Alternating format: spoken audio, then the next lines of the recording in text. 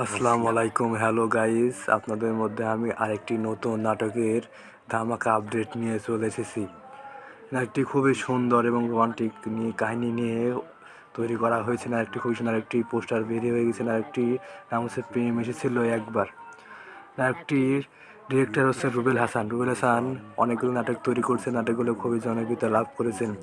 নাটকটির ইতিমধ্যে নাটকটির ট্রেইলার প্রকাশিত হয়েছে। নাটকটি সম্ভবত 2-1 দিনের মধ্যে রিলিজ হয়ে যাবে সিএমবি ইউটিউব চ্যানেলে।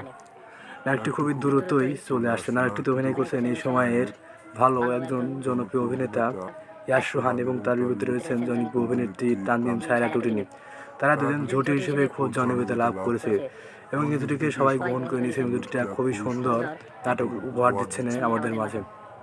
আর এগুলো খুবই দর্শকপ্রিয়তা পাচ্ছেন এবং তাদের এই দুটিকে সবাই পছন্দ করছেন।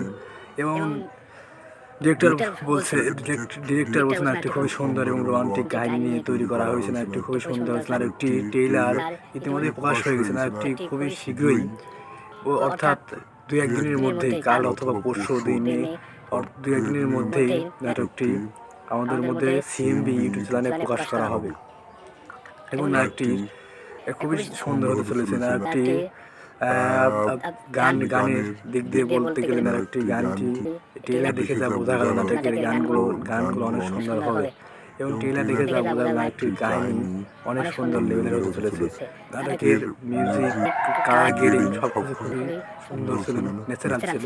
আপনার ট্রেলার দেখে যা বোঝা গেল এবং বোঝা যাচ্ছে নাটকটি খুবই সুন্দর হতে চলেছে। নাটকটির জন্য সবাই আমাদের আগ্রহ রয়েছেন এবং আপনাদের অবসান ঘটিয়ে খুবই শীঘ্রই 2-1 দিনের মধ্যে রিলিজ হতে যাচ্ছে সিএমবি চ্যানেলে।